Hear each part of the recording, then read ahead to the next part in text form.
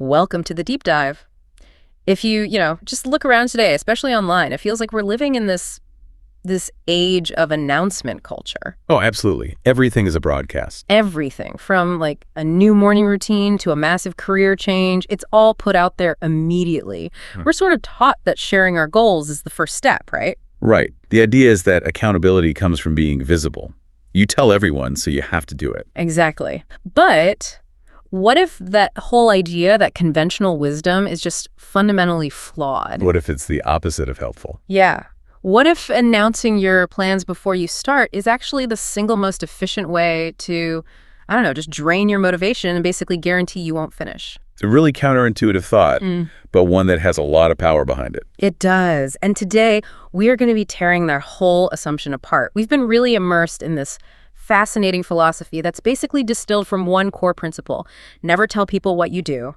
And our source material here, it's more than just a piece of advice. It's a whole framework for achieving success, not, despite keeping things private, but actually because of it. And that's the key distinction. It argues that silence isn't a sign of weakness or fear. It's the ultimate strategy. It's a tool. A powerful one. So our mission in this deep dive is to extract all of those strategic, psychological, and practical nuggets from this material. We really want to understand precisely why tactical silence is the engine that drives maximum focus. And how it builds what the source calls a radical self-discipline. Which, in the end, leads to a victory that is just undeniable. It's loud. Right. So to really set the stage for this, the source material kicks off with this really stark observation. A contrast that, from the get-go, separates the eventual winners from the perpetual dreamers. Let's talk about that contrast. What is it? Well, that contrast is essential because it anchors the entire discussion in a just observed human behavior. It's not abstract. It's what we see every day. Exactly.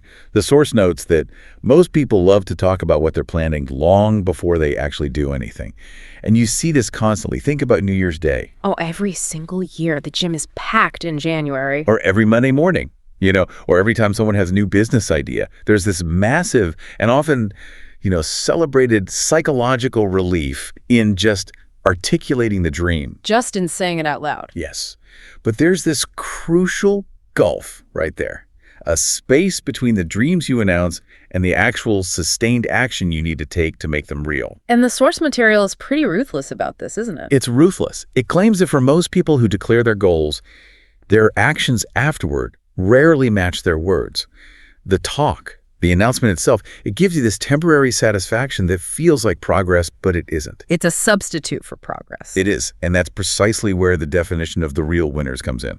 It's a group that is defined completely by their actions, not their words. Action over rhetoric. Exactly. Yeah. These people, they just approach the whole journey differently. They stay silent, and this is the critical part, they build quietly. So their success isn't this one big, sudden event that they announced was coming? Not at all. It's the cumulative result of all this sustained action that was taken completely out of the public eye. They're defined by the act of grinding when no one is watching. So they're prioritizing the work itself, not the applause for saying they're going to do the work. Precisely. So the core focus point that we really need to hold on to throughout this deep dive is, it's pretty simple. This whole strategy is about protecting the vision. Protecting it while it's still forming. Right. The process involves strategically shielding this new idea by keeping it private. It's an intentional, tactical move designed to get rid of all that external friction. So for us, here in this deep dive, we have to just accept and repeat this mantra: silence is strategy. It's the starting gun for the serious builder. Okay, so let's unpack the strategic quiet.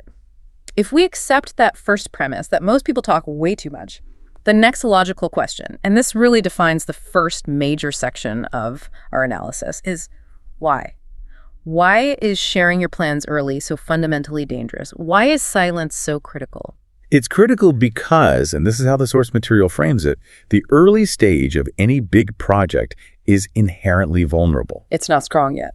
Not at all. We're not protecting some robust, fully formed structure here. We are protecting a concept that is fragile in the beginning. Can you give us an analogy for that? Yeah, think of it like a delicate seedling that hasn't put down deep roots yet. It needs very specific protected conditions to gain any strength. Okay. The moment you expose that fragile vision to all the external elements, you invite opinions that weaken your motivation. That initial vulnerability, that's a huge psychological insight. If you share an idea too early, before you even have proof for yourself that it's viable, you're just opening the door to all this external corrosion. You are. And the source material gets very specific here. It details 4 specific threats, 4 types of external input that actively undermine your success. And the warning is pretty stern, isn't it? It is. It's basically, not everyone needs to know what you are doing, because the input you invite is rarely, if ever, designed to actually help you execute. Okay, let's break down those 4 threats. What's the first one? The first one is probably the most common: doubt and discouragement. Right. When you announce a big, ambitious goal, let's say you're training for an ultramarathon or you're launching a complex new product, you immediately invite scrutiny. And that scrutiny, even if it's coming from a good place. Even when it's well-intentioned, it acts as this profound energy drain. It might come from people who are just cynical by nature, or, and this is almost more dangerous, it comes from well-meaning friends who are projecting their own fears onto your ambition. They're trying to protect you. They're trying to protect you from the pain of failure. Yeah. But in doing so, they plant seeds of doubt that can kill the whole project before it starts. And this is where, the source material hints at this, but there's a deeper psychological piece here we should probably pull on. It's this concept of social reality. Yes, that's a perfect way to put it. Explain that. Well, when you publicly state a goal, your brain often confuses the words, the act of saying it, with actual progress toward it. You get this little hit of dopamine, this social reward, just for announcing that you'll do it. And that is the core danger. It's a trick. It is, because you get that external validation, the attaboys and that's so great, you're inspiring me, and you inadvertently trick your own motivational system. You start to believe the hard work is already partially done. You've satisfied the social requirement. So that fierce internal urgency you need to actually grind on the task, it gets significantly reduced. Right. You feel like the goal is sort of achieved in the social world, so the drive you need in the physical world it shrinks. Silence completely eliminates that false reward system. It does. And think about the energy cost. What do you mean? The energy it takes to constantly defend a new idea or to continually reinforce its validity to other people. That is energy that is stolen directly from the execution phase. That's a huge takeaway. If you announce a goal, your job isn't just to do the work anymore. No, now you also have to be a salesperson for the idea. You're constantly validating your decision, your methods, your effort to people who aren't even invested. That cognitive load alone can be enough to sink the whole project. That makes perfect sense. Okay, so that's doubt and discouragement. What's the second, more practical threat? Copying. Simple as that. Simple as that. In any kind of competitive environment, announcing a brilliant or a novel idea too soon is essentially giving away a massive competitive advantage. This is especially true in business, I'd imagine. For sure. But it really applies to any unique path or strategy. If your idea is genuinely good, other people will see the potential. And by declaring your move. You're inviting competitors to either tweak their own strategies to counter you, or even worse, you're giving a clear head start to anyone who has equal or even greater resources to just execute your concept faster than you can. Silence here is basically a competitive stealth mode. It is. It's a crucial element. We've seen so many historical examples of successful companies that operated in this deep stealth mode for years. Why do they do that? Because their founders understood that an idea by itself is cheap. The unique execution and the defensible groundwork, that's what really matters. So by staying quiet, they ensure that by the time the rest of the world finally realizes the value of their concept, the groundwork, the IP, the market positioning, the relationships, it's already done. It's impossible to copy quickly. So the quiet builder has already built their fortress before the enemy even knew where the foundation was being laid. That's a perfect way to put it. Okay, that's a very clear practical threat. What about the third group? You mentioned this one earlier, the more passive-aggressive one. Right, the information seekers. How does the source define them? The source notes that they simply want information, not your success. And this is a really profound distinction to make. Why is that distinction so important? Because it clarifies the difference between someone who has a genuine supportive interest and someone who is just engaged in, well, strategic curiosity or even intellectual scavenging. They're just collecting data. They're collecting data. Yeah. This group, they consume your energy and your ideas, but they offer absolutely nothing meaningful in return. So they're not providing real support or resources Or true mentorship? No. Instead, they just probe for the mechanism, the how, maybe to fuel their own ego, or to feel knowledgeable, or maybe even to use that information in their own parallel projects. Because They I want want to to dissect your plans, but have zero investment in whether or not you actually succeed. I think we need a clear litmus test here for anyone listening. How do you tell the difference between a true supporter or a necessary mentor and one of these information seekers? That's a good question. I think the difference often comes down to reciprocity and skin in the game. A mentor or a true supporter, even if they're a little skeptical, they'll offer something specific and actionable. A resource, a piece of specialized advice, they'll open a door for you. They are investing their energy into your success. And the information seeker. The information seeker, on the other hand, generally just asks these high-level, energy-draining, process-oriented questions. How did you approach X? Or what metrics are you using? Questions that benefit their understanding but leave you with nothing. Exactly. They take your knowledge, but they offer no tangible resource or accountability partnership in return. By keeping your goals private, you essentially starve this group of the raw material they're looking for. And you reserve your cognitive energy for the people who are genuinely invested in your path. Yes. So you see, silence at its core is an energy management tool. It ensures you minimize the time you spend on justification, and you maximize the energy you spend on creation. And that brings us to the ultimate payoff of this whole defensive strategy, doesn't it? It does. Which is the complete elimination of the need for verbal justification. At all. So the individual avoids that obligation to explain yourself. Exactly, because the process ensures that on the day you win, your results will speak louder than your words ever could. That need for a press release, for defending the idea against early critics, for arguing its merit against skeptics, it just disappears. It's gone. The success itself becomes the complete and the undeniable argument. That is a massive win, because that frees up so much internal energy.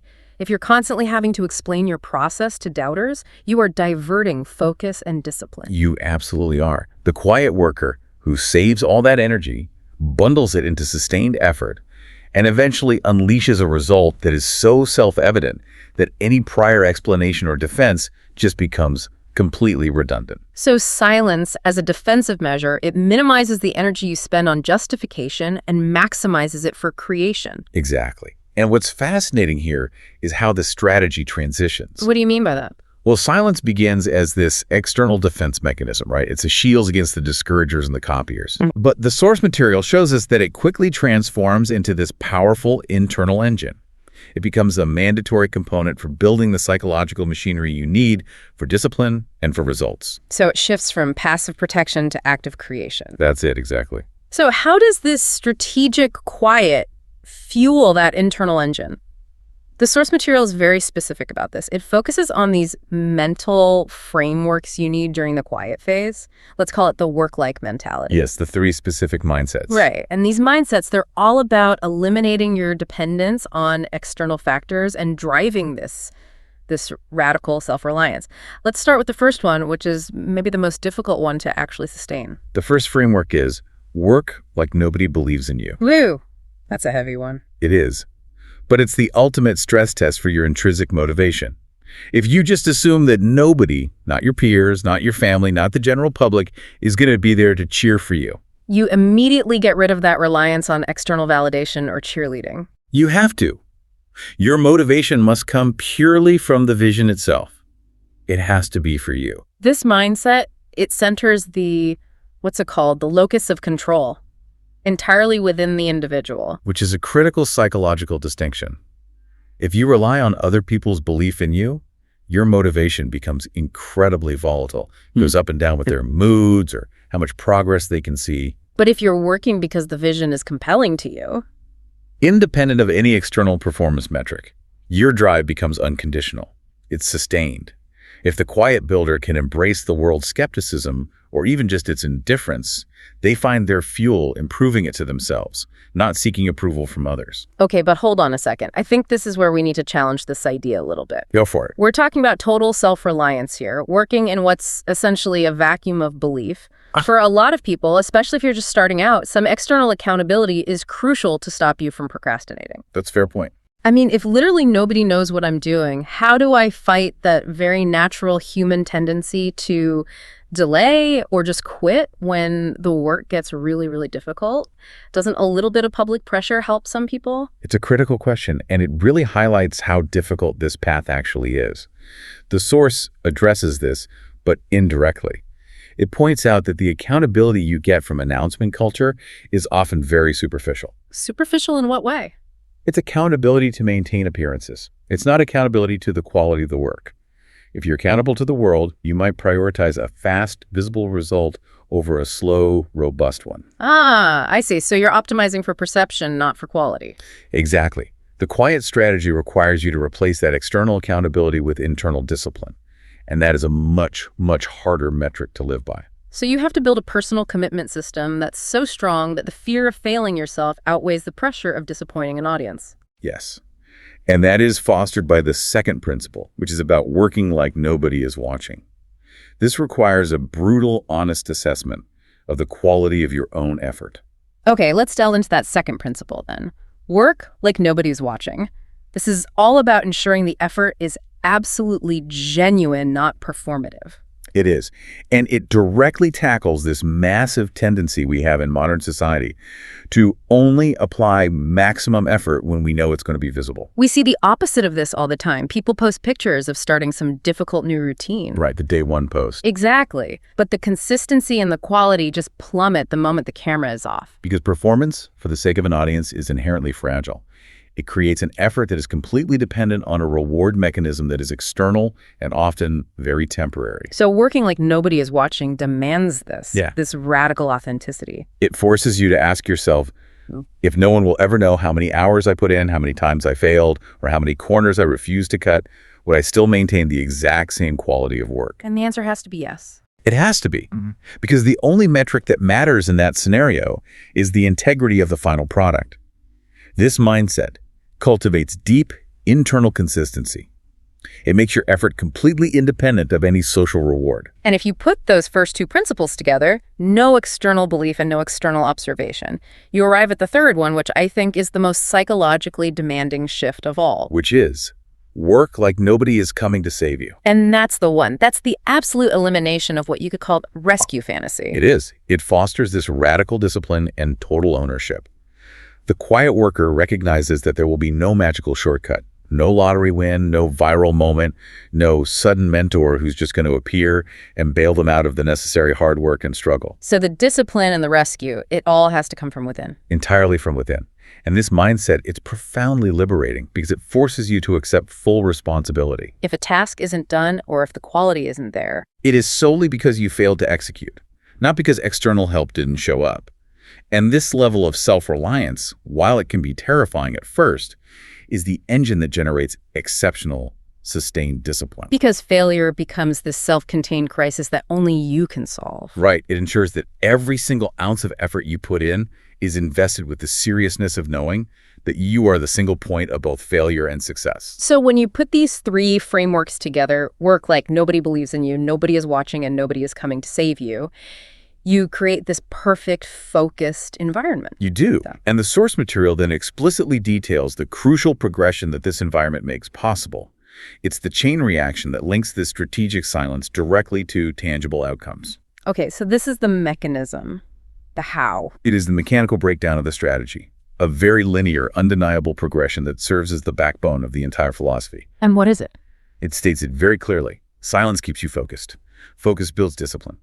Discipline builds results. Let's analyze each of those steps in detail. So silence. By getting rid of all that external scrutiny and the need to justify yourself, it filters out cognitive noise. Yes, it preserves your limited cognitive bandwidth. You're not spending it on performance anxiety or defending your decisions. And that protected, conserved bandwidth, it translates directly into intense focus on the task at hand. And this focus isn't just a one-time thing, it's sustained. When you repeat that sharp focus day after day, week after week, without the interruptions or the distractions of public commentary, it solidifies into genuine discipline. Exactly. And discipline in this context is just consistent action. It's the action you take even when your motivation is naturally low. It's the bridge between what you intend to do and what you actually do. And discipline, as we know, is really the only reliable, repeatable pathway to results. Right. This isn't a formula that relies on luck or going viral. It relies on predictable human labor that's directed by a very intentional mindset. It's a beautifully simple, elegant, and often brutally difficult formula to execute. And executing it leads to what the source calls a metric shift in how you define success. Yes, it distinguishes very clearly between what you, the individual, provide and what the world actually demands. And what does the world demand? The world doesn't need your announcement. It needs your progress. That's a powerful line. It is, because the world is drowning in announcements.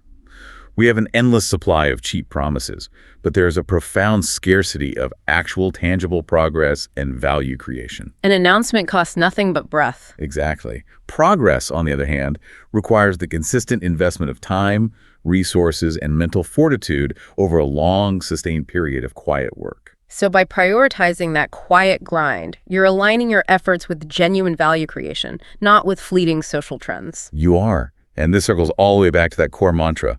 Let your effort be your voice. Right. We're contrasting the temporary sound of talking about goals with the persistent impact of doing consistent work. Effort speaks a universal, undeniable language.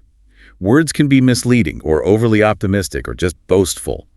But tangible, observable effort, when it's all compiled into a result, is an undeniable reality that requires no translation. You think about those successful entrepreneurs or artists who are so often characterized by these long periods of just unheralded, focused effort. That's a perfect example. Yeah. We, the public, we only ever see the final triumphant story, the loud win. What we miss and what the quiet worker meticulously manages are the thousands of hours of grinding, the necessary setbacks, the process of iteration and failure. And this framework validates that historical truth, that the process almost has to be private for the result to be truly powerful and loud. Okay, here's where it gets really interesting for me. This is where the strategy pays off. We've moved from defending the vision externally to building the internal discipline needed for execution. And now we arrive at the moment of public victory. The payoff for all that discipline, the self-reliance, and the silence. This final stage is about winning loudly, and the source material emphasizes that this recognition isn't just possible, it's fundamentally inevitable. The inevitability of recognition, it's built directly into the strategy. Well, so? Because the work was done in secret. When the results finally arrive, they're undeniable. And they often appear to be sudden and massive. Everyone will see them. So the success is self-evident precisely because it was built on a foundation that couldn't be easily criticized or diluted or copied while it was being formed. Exactly. The result itself acts as the complete explanation, which eliminates any need for verbal justification. The source says the individual doesn't need to prove anything. Because the success itself will do the talking. Imagine the power of a result that requires no defensive statement, no argument with the skeptic, no early-stage explanation of your methods. It just exists. Massive, visible, and demanding recognition. This realization of success, it must shift the power dynamic completely. It does. While the worker was quiet, they held the power of relentless action and privacy. When the result is made public, they hold the power of irrefutable proof. So the doubters, who always require constant convincing, they're forced into silence by the sheer scale of the achievement. The worker has essentially outsourced all their marketing entirely to the quality of the result. That phenomenon leads directly to what the source calls the retrospective realization. Which is what the audience, including all those former doubters, the information seekers, and the copiers, what they realize after the success is visible. So the victory forces them to completely reevaluate the quiet worker's entire process. Completely. And they realize three critical things. First, they realize how disciplined you were. Why that specifically? Because they weren't privy to the daily struggle, the consistency, or the sheer focus. The finished product appears almost miraculous. It looks like an effortless overnight success. So the public can only conclude that an immense, private, and sustained discipline must have been what underpinned the result. And this amplification of your perceived discipline is a key strategic advantage of silence. Explain that a bit more. If the audience had witnessed all the early awkward failures, the occasional lapses in motivation, the very humanness of the process, the perceived power and the inevitability of the result would be significantly diminished. Exactly. By hiding the chaotic process, the final product appears clean, powerful, and inevitable. The public's mind automatically romanticizes the unseen struggle, which inflates the reputation of the worker. That's a powerful psychological mechanism. What's hidden appears larger, more powerful, and more intentional. And the silence served to enhance the perceived value of all that hard work. Exactly. So what's the second thing the public realizes? They realize how consistent you stayed. Consistency is the true, invisible secret weapon of the quiet worker. It is. It's the slow, relentless accumulation of effort. That 1% improvement every day, compounded over months or even years. So when the results finally bloom in public, the audience recognizes that the quiet period wasn't a time of stagnation or idleness. No, it was a sustained, unwavering commitment to the process. A commitment they were completely unaware of. And this realization, it forces the audience to confront their own inconsistent efforts. For sure. They contrast this other massive result with their own announced but then abandoned projects, and they recognize that the true differentiator wasn't talent or luck. But sustained, private consistency. Yes. And finally, and this is maybe the most important part for validating the entire framework, they realize how powerful your silence was. This is the ultimate vindication of the strategic choice. It is. The audience connects the dots. They finally understand that the secrecy wasn't accidental or just a personality quirk, it was tactical. They realize that the silence protected the worker from their own external interference. It shielded them from the corrosive effects of skepticism and premature validation. And it allowed them to achieve liftoff velocity before any drag could be applied. The silence amplified the final result by rendering the process invisible. It makes the success feel like an inevitable force of nature. This phenomenal payoff brings us directly to the core paradox that's laid out in the source material. It's the ultimate mandate for the quiet strategist. Which is, win loudly, but work quietly. That's the formula for impact. The objective is singular. The world should hear the final result, not the early process. It's all about managing perception by managing access. It is. Think about it. If the audience sees you struggle every single day, if they see the failures, the small steps, the general messy reality of creating something new, the eventual success loses some of its sheen. It becomes understandable, and because of that, it's less aspirational. But if the audience only hears the final definitive result, it resonates with maximum force. And that amplification of the perceived value is crucial. The process is messy. It involves mistakes, backtracking, experimentation, self-doubt. If the public sees that early chaos, they might lose faith in the potential outcome. Which, as we discussed earlier, can circle back and erode the worker's own motivation and confidence. By intentionally hiding that chaotic, vulnerable process, the final result appears clean, strong, and powerful. Magnifying its value and its impact in the marketplace of ideas. Right. The quiet worker understands that the world doesn't buy the blueprints or the story of the struggle. The world buys the finished structure. And the less the buyer knows about the construction delays and the mistakes in the foundation, the higher the perceived value of the final edifice. So to synthesize this entire framework, let's go back to the source's powerful unifying analogy, the closing message. It's the mandatory starting point for any serious endeavor, the requirement to plant your seeds in silence.